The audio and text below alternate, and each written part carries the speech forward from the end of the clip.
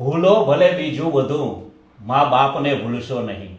નમસ્કાર, સ્વાગત છે આપનું આરબી ન્યૂઝમાં. હું અશ્વિન રાઠોડ. જે આપણે વિસરતા જઈએ છીએ સંસ્કારોને આપણે કઈ રીતે બચાવી શકીએ એવું વ્યક્તિત્વ જે આખા ગુજરાતમાં ખૂબ નામચીન છે, નિકુંજભાઈ વેકરિયા, જે આ મા બાપને ભૂલશો નહીં એવા કાર્યક્રમો થકી જે આપણે ભૂલાઈ જાય છે સંસ્કૃતિ, એને પોતે આગળ વધારે છે. અને આપણે શા માટે આપણા મા બાપને ભૂલીએ છીએ એના એ સંસ્કારો, એના પ્રોગ્રામ થકી એ આપણામાં રેડે છે. તો નમસ્કાર, સ્વાગત કરીએ આપણે નિકુંજભાઈનું. નમસ્કાર, સ્વાગત છે નિકુંજભાઈ આરબી ન્યૂઝમાં.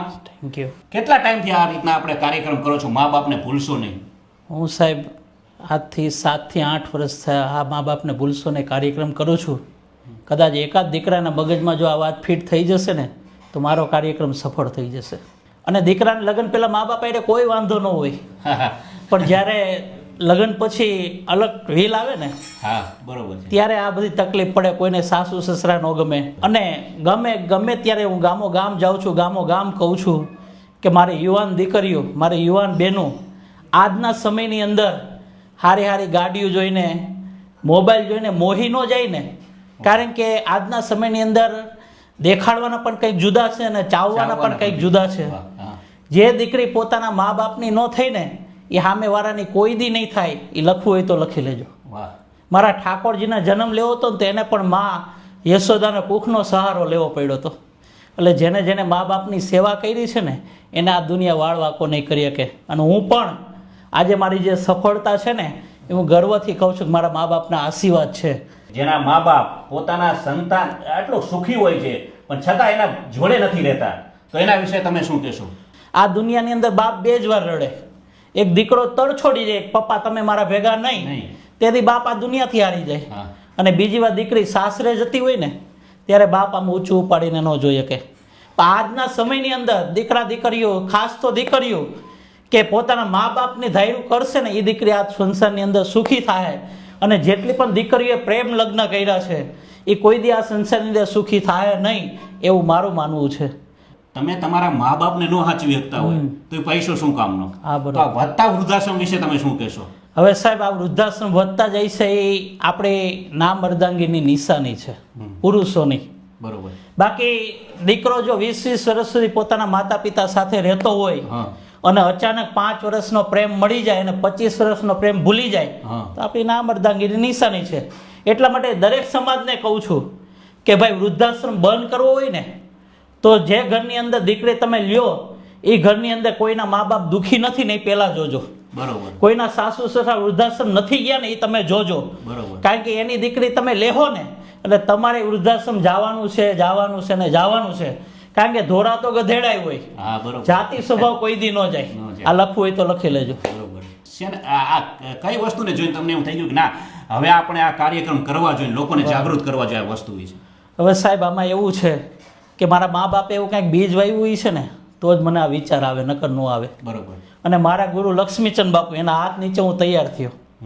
હું 7મું ભણતો ત્યારથી મારા મા બાપને પગે લાગીને પછી જ હું આ સંસ્થાની અંદર ગમે તે કામ કરવું હોય ને આગળ વધું છું. કારણ કે ભગવાનથી પણ જો એક ડગલું આગળ હોય ને તો પોતાના મા બાપ હોય. અને હું આ સંસ્થાની અંદર એવા કિસ્સાઓ જોઈને, એવા અનુભવો જોઈને મને અંદરથી એવો વિચાર આવ્યો પહેલાં હું આચરણમાં લઉં, બરોબર, પછી સમાજને આપું. કારણ કે અત્યારે પોતેને કાંઈ કરવું ન હોય ને બીજાને ખાલી સલાહ જ આપવી એવા વધારે વધી ગયા છે. પણ મારે પહેલાં આચરણમાં લેવું પડે ત્યારે લોકોને લાગે કે નહીં મા બાપની શું કિંમત છે. પણ જે દીકરાએ મા બાપની છત્રછાયા ગુમાવી છે ને ગમે એટલા રૂપિયા ખર્ચો નહીં પાછી નહીં મળે. લખવું હોય તો લખી લેજો. મા બાપ અહીંયા એકલા હોય, ખેતી સંભાળતા હોય, આપણે જોઈ છે કે અને છોકરા અહીંયા ઉદ્યોગમાં કે નોકરી કરતા, હીરામાં ઉદ્યોગ કરતા હોય કે પોતાનું બિઝનેસ કરતા હોય, તો એ સંભાળતા મા બાપને સાચવવામાં અને આ બધી વસ્તુમાં તમે શું કહેવા છો? સાહેબ આપણે ગમે તે દુનિયાના ખૂણે હોઈએ, અંતરનો પ્રેમ ગમે ત્યાંથી લાગી જાય. નરસિંહ મહેતાને ક્યાં મોબાઈલ હતા તોય મારા ઠાકોરજી હારે પ્રેમ હતો. એમ તમે ભલે બિઝનેસ તમે સિટીની અંદર કરો પણ દિવાળી ઉપર તમારા મા બાપની સાથે રહો, મા બાપને પગે લાગો. કારણ કે તમારું સંતાન જેવું જોશે ને એવું કરશે.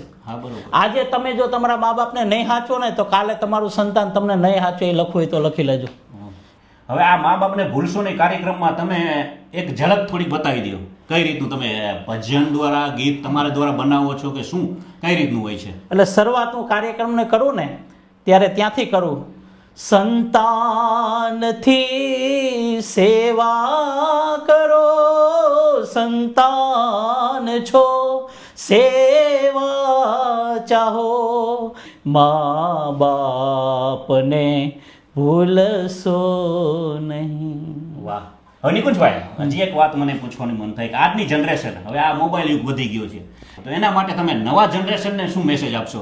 યંગ જનરેશન માટે. આજનું નવું જનરેશન મોબાઈલ વાપરો, મોબાઈલ વાપરવા ના નથી, આજના યુગમાં વાપરવો જ જોઈએ. હા, બરોબર છે. પણ આનો આ મોબાઈલ જો તમને ધારે ને તો ભવસાગરથી તારી દે, અને ધારે તો ટાળી વતન દે.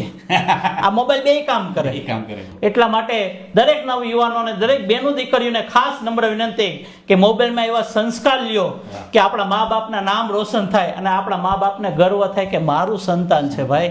હવે એથી આમ તો તમે હવે આ મોરબીમાં આવ્યા છો. હા, હા. મોરબીમાં. અને તમારો કઈ જગ્યાએ પ્રોગ્રામ છે આજે?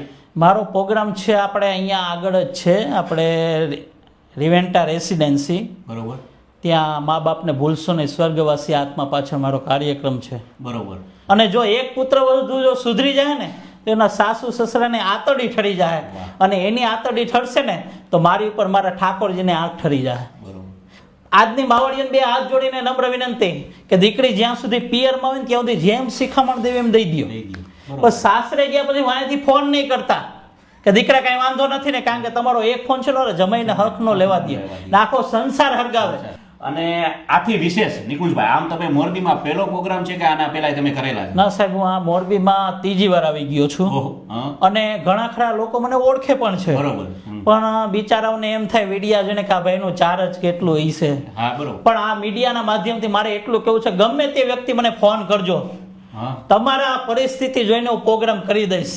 વાહ. બીજા નંબરમાં કોઈ કેન્સરગ્રસ્ત વ્યક્તિ હોય હા, બરોબર. તો હું એવા પણ કાર્ય કરું, જે કંઈ કાર્યક્રમની અંદર જે આવક થઈ છે ને એ તમામે તમામ આવક કેન્સરગ્રસ્ત વ્યક્તિને દઈને જાઉં છું. વાહ. એને નવું જીવનદાન દઈને જાઉં છું.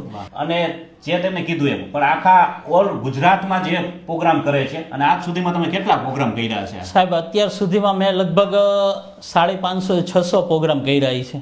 વિશેષ જતા જતા મોરબીવાસી માટે કઈ સંદેશ તમારો? મોરબી વાસીઓને મારે ખાલી એટલું જ કહેવું કે તમારા મા બાપ જો જીવતા હોય ને તો એને ખાલી સેવા કરી લેજો, અને તમે એની સેવા કરશો ને તો મેવા જરૂર મળશે. તેમજ મારે મોરબીની નવ યુવાન દીકરીઓ આ ભાઈની બે હાથ જોડીને નમ્ર વિનંતી કે આજના ઝડપી સમયની અંદર તમે કાળનો ભોગ ન બની જાઓ ને, એ ખાસ ધ્યાન રાખજો.